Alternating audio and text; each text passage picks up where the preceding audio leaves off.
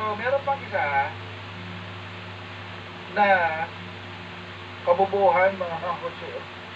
Kabubuhan talaga to. Kabubuhan talaga. Kabubuhan talaga. Nabalitaan nyo na ba to?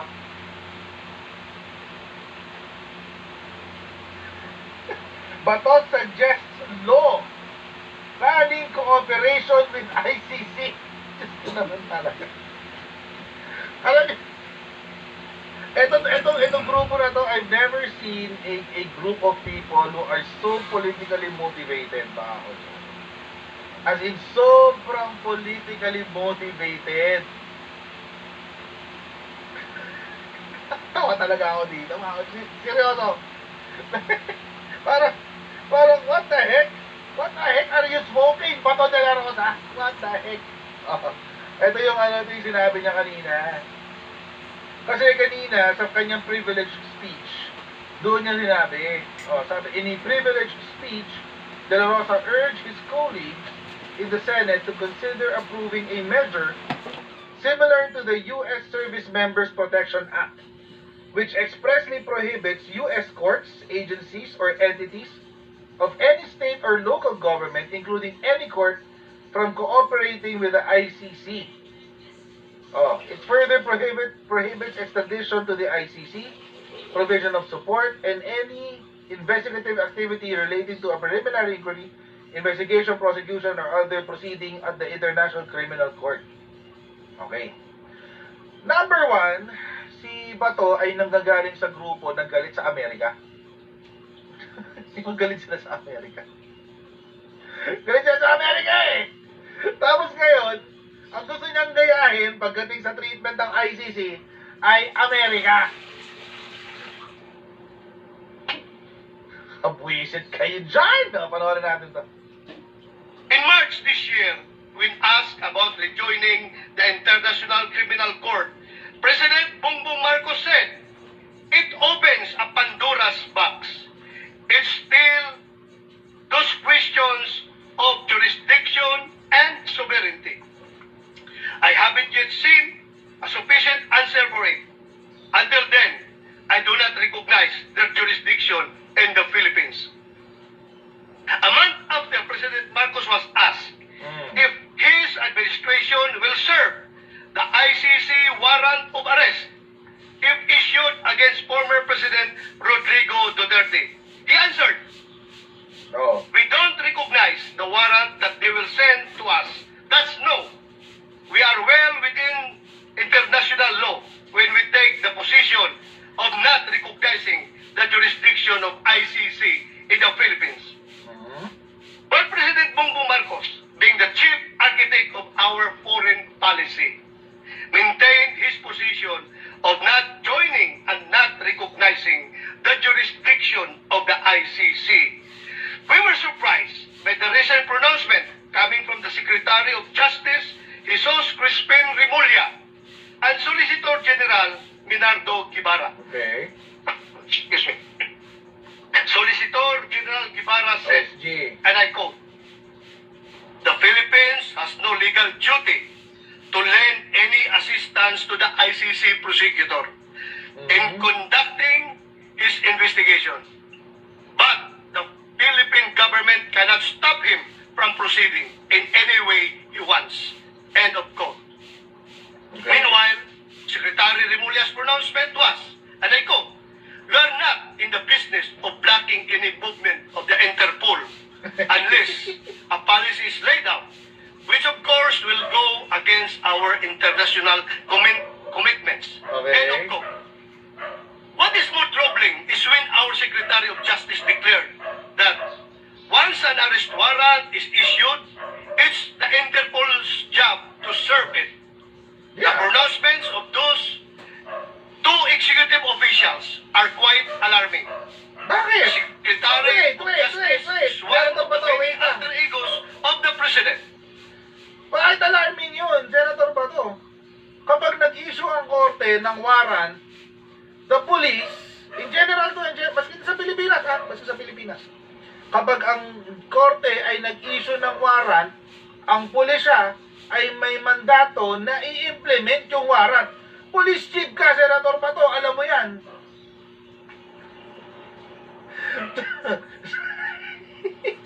So, mga kutsero, according kay DOJ Secretary Remulla, ang ICC ay pwedeng lumapit sa Interpol para mag-execute ng warrant of arrest. So, ano mali doon? I mean, pulis to si Bato, di ba? Pulis to si Bato, bakit siya ganyan mag-isip? Ganun lang naman yun, it's the same concept. Dinala mo lang on an international stage. Sa Pilipinas, ganun din. May palibasa kasi ayaw nyo nang ine-execute ang warrant of arrest kay Kibuloy si Kibuloy may warrant of arrest. Ngayon, ang ating law enforcement has the mandate to execute the warrant of arrest. Ganun din yung ICC. Ganun din yung Interpol. Diyos ko naman, napaka-impatient naman ni Senator Bato. Napaka-impatient mo, Senator Bato. Napaka-impatient mo! I give up na raw si Pizel. I give up. Pizel, hold my beer. Diyos ko. Ano ba yan? Senator Bato naman eh. Grabe naman. Political suicide itong ginagawa nila eh. No? Diyos ko, tali natin. Patawa mo lang. And the Solicitor General is the lawyer of the government. Oh. Are they challenging the policy set by the President? Mapanganib po ang mga pahayag ng ating Secretary of Justice sapagkat maaring makapagbigay ito ng mensahe sa ating mga kababayan na hindi kaya ng mismong DOJ na pangalagaan ang rule of law. Tila sinasabi rin na kung wala ang ICC, hindi tiyak na epesyente at epektibong nakakamit ng ating mga kababayan ang katarungan. Okay. Nakalulungkot din po na tila na hindi maingat ang Solicitor General sa kanyang mga unsolicited opinion. Inilalagay niya sa alanganin ang ating pamahalaan sa pamamagitan ng pangako nito na pag-aalalay sa ICC prosecutor na papasok sa ating bansa na ayon sa kanya ay legal duty.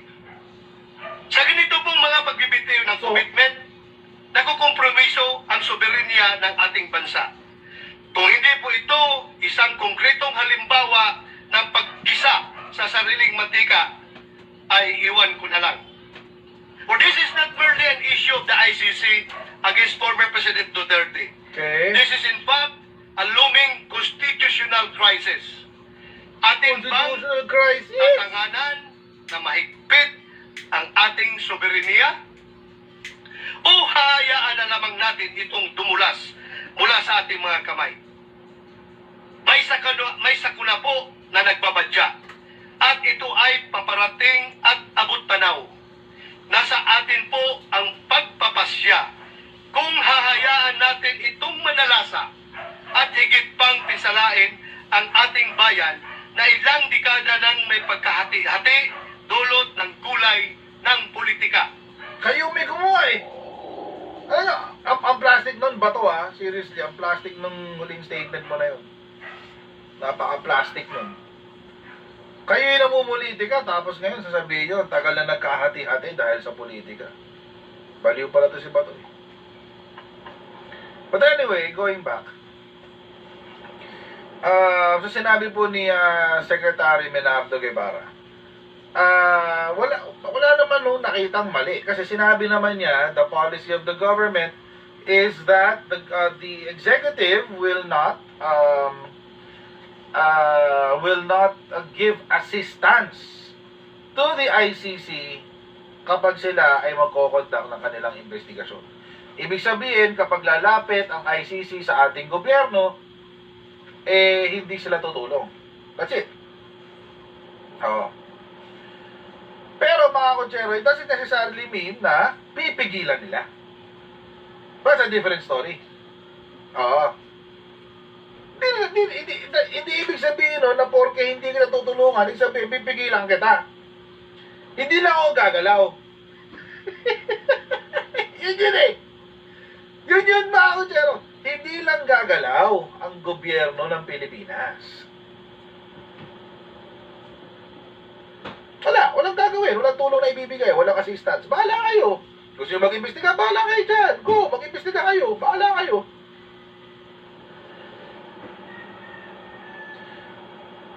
So, as far as that is concerned, yung kaya Secretary Menardo Guevara, wala naman nakikitang masama. First point. The second point is this. Sinasabi nila, ang depensa nitong mga digunggong supporters is that it is an affront. It is an affront to our sovereignty. Ito raw ay pambabasto sa ating soberenya. Oo, bilang bansang Pilipinas. Okay, sige, wala namang problema. But has our courts acted on any complaint regarding the war on drugs?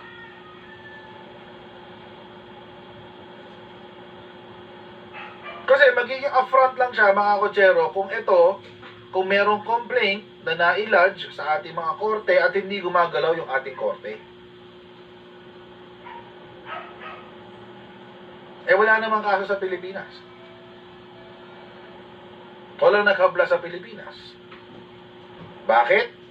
Kasi during that time, mga kutsero, nung nangyayari yung mga krimen, ang presidente ay si Digong, the mastermind behind the war on drugs. At ang nagpapatakbo nito ay si Bato, the architect of the war on drugs. Kaya nga damay-damay sila eh. So, ibig sabihin, mga kutsero, itong sinasabi ni Bato regarding sa inefficiency daw, o paano ipinapakita nito sa mundo na inefficient ang ating justice system, it won't apply. Kasi wala pa namang kaso na inihahabla sa Pilipinas. Walang kaso eh. Saan naghabla? During that time, 2017, nagpunta si Trillanes sa ICC. Ongoing pa yung patayan ng mga panahon na yun. 2017. So, that is only what? 2 years into the administration or a year and a half into the administration of Duterte. Hindi mo naman pwedeng kasuhan si Digong during that time. Kaya wala kang choice. Pupunta ka talaga ng ICC. Kaya nga rin merong desisyon ang ating Supreme Court na sinabi na kahit ang presidente ang chief architect of our foreign policy, kapag pumasok si ICC ay dapat mag-cooperate ang Pilipinas, although it is obiter dictum. Kailangan mag-participate, lalo na kapag yung doon sa years kung saan member ng Pilipinas, ang member ng ICC ang Pilipinas, which is 2011 to 2019. It's a Supreme Court decision. Although it is obiter dictum, it's not really part of the case. It's not really relevant to the case, but it is mentioned there. May opinion ng Supreme Court dyan. So, ibig sabihin, it's not an admission, hindi siya admission sa Supreme Court na hindi namin kaya. No, hindi. Hindi yun ibig sabihin ng Supreme Court. Ang sinasabi po ng Supreme Court doon, hindi nyo pa pwedeng kasuhan si Digong dahil presidente siya. So dapat, kung pumunta ng ICC, dapat mag-participate ang gobyerno. Ganun lang kasimple yun. Baka po kasi nakakalimutan nyo, baka po magtanong kayo, bakit hindi pwedeng kasuhan si Digong? Ganyan-ganyan talaga, walang kwenta ang ating Supreme Court. Alam nyo po, sa ating pong konstitusyon, mga kutsero, ang presidente po enjoys immunity from suits. Ibig sabihin, hindi mo po pwedeng kasuhan ng ating presidente habang siya po ay nakahalal, nasa termino niya. Immunity from suits. So, hindi mo siya pwedeng kasuhan. Kaya kung si Trillanes pumunta sa ICC, kasi nga, presidente noon si Digong. Walang ibang korte na mag-entertain sa kanya maliban sa ICC. That's it. Now, mga kotsero, this question is now being raised. The question of jurisdiction. Okay? Nung una, mga kotsero, ako ay in general, I agree with the idea na walang jurisdiction ng ICC sa Pilipinas. In general. In general. Except in this case. Alam niyo kung bakit? Again, mga kotsero, una, during that time, ang presidente ay si Digong, there's no legal course for the victims of the war on drugs kundi pumunta sa ICC. Walang choice eh. That's it.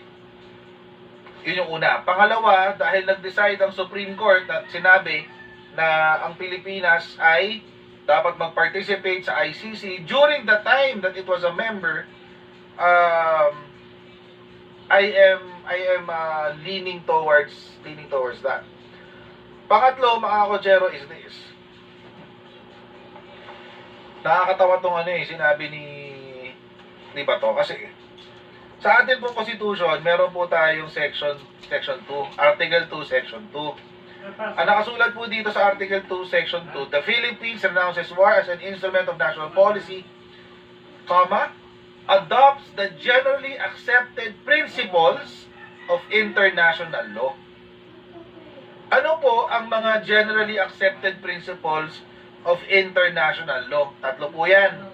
In general, these are, examples, renunciation of war as an instrument of national policy, the principle of sovereign immunity, and last but not the least, the person's right to life, liberty, and due process. So, ibig sabihin, mga kotsero, isa po sa mga dahilan kung bakit pinoprotektahan, bakit meron po tayong provision sa Constitution na we will accept the generally accepted principles of international law is to protect a person's right to life, liberty, and due process. Pinoprotektahan po natin yan sa ating pong Constitution. So kung ikaw po ay magsusulat, ikaw po ay susulat ng batas para pagbawalan ang gobyerno ng Pilipinas na makipag-coordinate sa ICC at the very least, you are writing a bill that can potentially violate the Constitution. Hindi lilipad yan. Hindi lilipad yan. See how stupid the proposition is? Ang stupid ng proposition, guys. Sobrang katangahan ng proposition. Might as well, mga kotsero, nagsalita na lang siya ng pabalang. Diba? Sana minura na lang niya si ICC. Para kahit paano medyo nakakatuwa pa siya. Kaso hindi. Naggaling-galingan siya, nagtali-talinuhan, pero pumalya siya. Palyado. May comment din dito si Digonggong. Ito yung sinabi ni Digonggong, guys. Panoorin natin. Nanindigan si dating Pangulong Rodrigo Duterte na walang karapatan at kapangyarihan ng International Criminal Court dito sa Pilipinas. Sa isang panayam, natanong ang dating Pangulo kung dadalo siya sa pagdinig na isasagawa ng Quad Committee ng Kamara de Representantes, kasama na ang posibleng pakikipag-usap ng International Criminal Court sa ilang general, retirado man at kasalukuyan ng Philippine National Police. Hindi man direktang sinagot ng dating Pangulo kung dadalo siya o hindi, pero binigyang diin ng dating Pangulo na walang kapangyarihan at karapatan ang naturang international body dito sa ating bansa. Mas maniniwala Ibinit ako. din ng dating Pangulo. Mas maniniwala ako sa sinabi ng Supreme Court, guys. Sorry. Bilang isang abogado at dating piskalya Hindi ka ay naman Supreme pangunahan Court. niyang tinitingnan o pangunahin na tinitingnan niya ang jurisdiksyon ng isang korte sa isang kaso. Muli ding binanata ng dating Pangulo ang International Criminal Court dahil sa pag-focus nila sa Pilipinas at sa mga nangyari sa kanyang administrasyon. Gayong napakaraming nangyayaring krimen, inhustisya at mga karahasan sa buong mundo. Lalo na anya ang mga ginawa ng mga Amerikano. Ayon Ito talaga ito si Digong master of deflection talaga to eh. Bakit nyo papansinin ng mga ginawa ko nung ako presidente? Ang dami-dami problema ng mundo. Master of deflection ka talaga eh. Napakawalang kwenta nila lang talaga ito ni Digong. Napakawalang kwenta nila lang talaga ito ni Digong, mga kotsero. I mean, really. I don't understand how... Kaya tayo nabudol na ito eh. Budolero talaga tong hayop na ito eh. Pa kay dating Pangulong Duterte ni walang ginawa ang International Criminal Court o ang mga European countries sa mga naturang krimen. Narito pa ang naging kasagutan ni dating Pangulong Rodrigo Duterte. I do not recognize that ano yung ICC na yan? Brot. Are we or are we not? Yan ang tanong ko muna is jurisdiction. Correct. Abogado ako eh.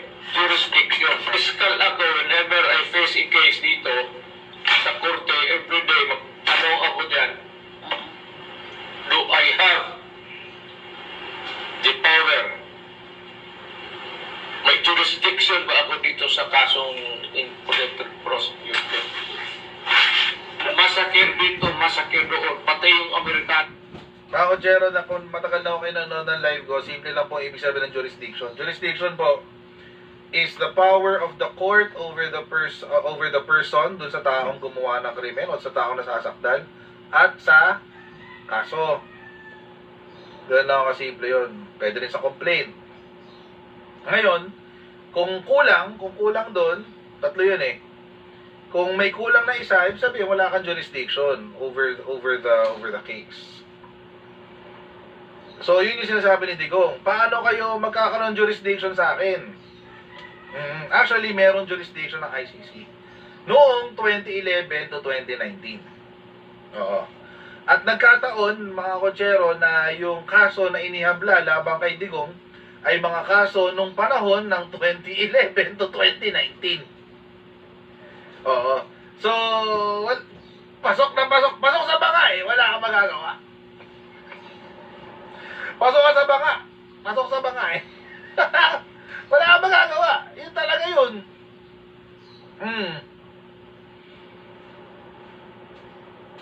Totoo naman, nakakatawa nga eh. Sabi nga ni Digong, ang pinakamagandang natutunan ko nung ako yung piskal ay magtanim ng ebidensya at magtanim ng intriga. Sinabi niya nun. Yun yung ano eh. Yun yung sinabi ni Digong eh. Tanim intriga daw siya makusay. O di practice where you're good at. O ilang pinatay. Ano ang ginawa ninyong mga ICC kayo, mga Ayan. maraming injustice? Dami daw injustices ng Amerika. Again, mga kotsero, wala pong jurisdiction ng ICC sa Amerika. Bakit? They're not a member. They're not a member. The US has never been a member of the ICC. So, itong sinasabi ni Digong, itong sinasabi niya, pambobola ho yan, diversionary tactics ho yan. That is deflecting from the actual issue. Sinasabi ho niya, bakit ang Amerika hindi nyo inaano ang Amerika, etc., etc. Natural, hindi naman member state ang Amerika sa ICC. Di wala silang jurisdiction. Ang Pilipinas, member ng ICC from 2011 up to 2019. Yung kaso ni Digong ay pasok doon sa panahon kung saan member siya.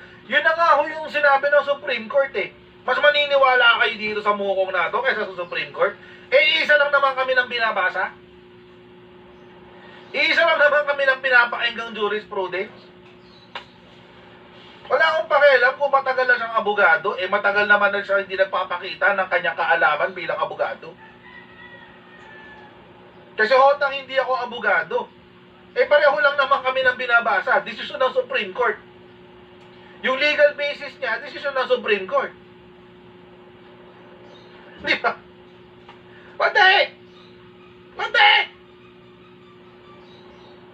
Eh, si Lenny Robredo nga, abogado eh. Di naman mahusay. Isa rin to eh. Balik natin. Is karaming violence. Senseless. Walang karason-rason. Parang sa'yo. Dito nangyayari, especially perpetuated by the Americans. See? Wala kayong ginawa. Kayo mga Europeans, imbento ninyo yan eh. You go after yung mga post-colony, yung colony ninyo, yung tapos yung pumalit. Medyo nang galit kayo kasi hindi na inyo. Maalala nga nang nangyari Pinutol. ang madugong war on drugs noong panahon ni dating Pinutol Pangulong yung kaibigan. Rodrigo Duterte, kung saan libu-libong kataong namatay na tinaguri ang pawang mga biktima ng malawakang extrajudicial killings. Ang mga kaso sa ilalim ng extrajudicial killings ay isa lamang sa mga pinag-aaralan ng International paano yung mga Criminal biktima Court niyan? bilang basihan sa paghahain ng kaso at tuluyan umanong paglalabas ng warrant of arrest. Sa kabilang banda naman, ang mga kaso sa ilalim ng extrajudicial killings ay isa sa mga iniimbestigahan ng Local Quad Committee. Sa ilalim yan ng Kamara de Representantes. Sa naturang pagdinig na kinabibilangan ng 4 na komite ng Kamara, iniimbestigahan ang umano'y kaugnayan ng extrajudicial killings malaw. Natawa naman ako sa comment nitong isa. Asa na, nawala. Hindi ko na makikita. Pati raw media, hindi na pinapansin si Duterte. Ayan na sabi ni Lexter Anteno. Kahit media, iniintindi si Duterte. Grabe naman, pinutol kasi. Kayo naman, net 25, ba't yung pinutol si Digong? At anyway, putulin na rin natin siya. Putulin na rin natin si Digong. Kasi mga kotsero, di ba, parang, what the heck? What do you make us for? Or what, di ba? Anong palagay niyo sa mga Pilipino? Tatanga-tanga na lang palagi, napapaiga na lagi si Digong. Ginamit pa niyo Amerika as example. Amerika hindi naman parte yan ng ng ICC. The ICC actually, mga kotsero, sa pagkakaalam ko sa pagkakaalam ko, it was created, it was created primarily to address the human rights violations committed primarily in African countries. Oo. Yun yung pagkakaalam ko dyan. And then, in-expand na lang yan to include other countries. Pero yun ang yun talaga yung pagkakaintindi ko dyan, maski noon. Yung sa ICC.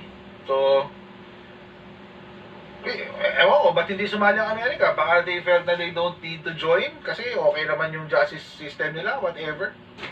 Diba? I don't know, hindi ko alam kung hindi ko alam kung anong motibo nila. And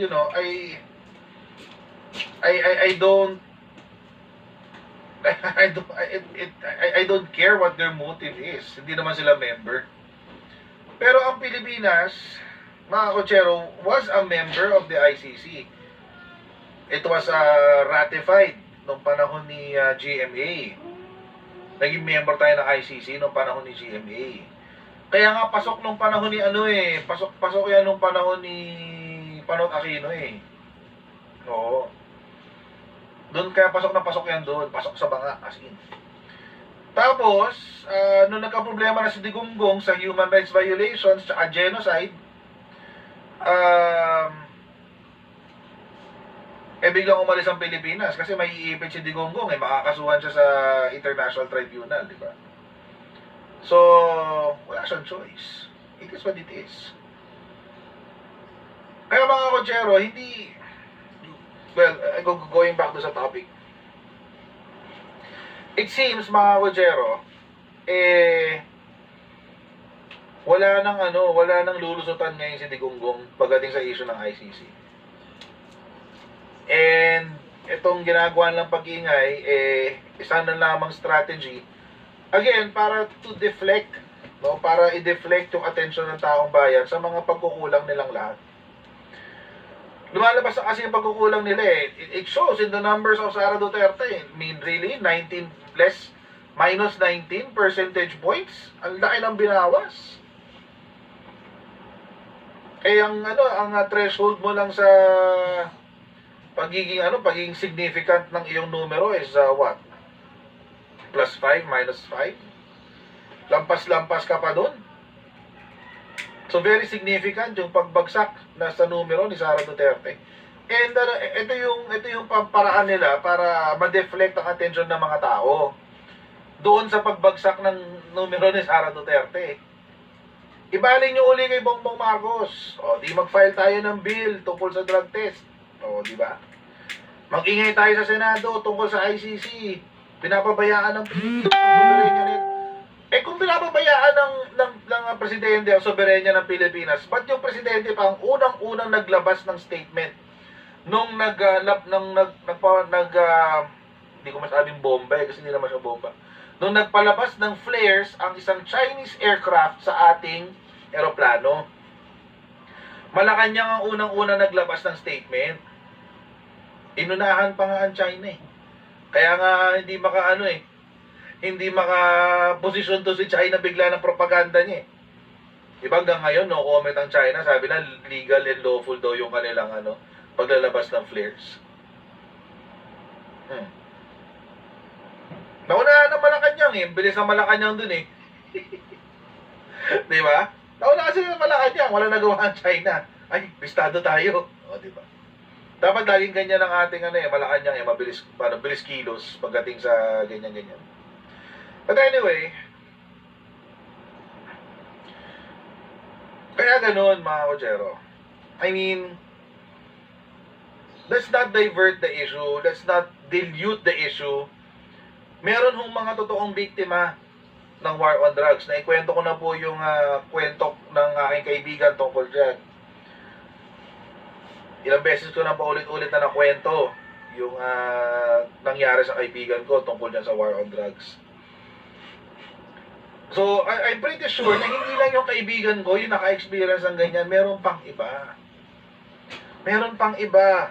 Di man sila tinukhang, sila ay nakakulong dahil sa they're mistaken to be drug pushers or drug peddlers, etc. etc. Marami hong human rights violations ang naganap noon. And someone has to be accountable. Dapat merong managot doon. Hindi pwedeng palampasin lang yun na parang wala lang. 20,000 ang namatay noong 2017 dahil sa war on drugs. 5,000 plus ang mga namatay doon sa enkwentro, and around 16,000 plus or 13,000 plus, 13 ba or 16? Either of the two. O 14, either of the two.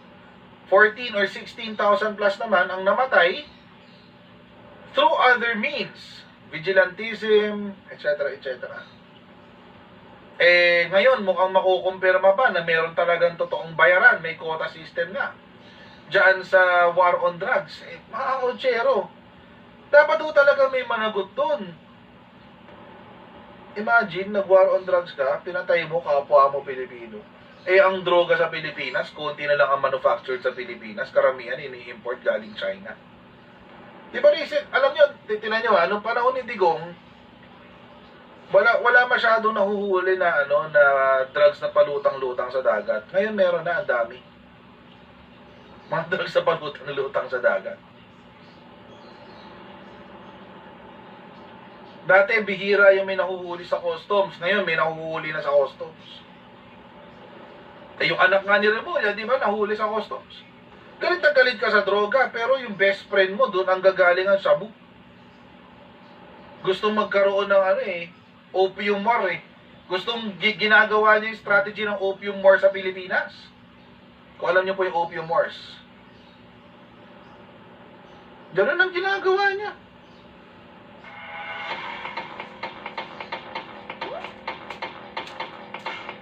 Pag ganun, huwag natin gawing tanga mga Pilipino.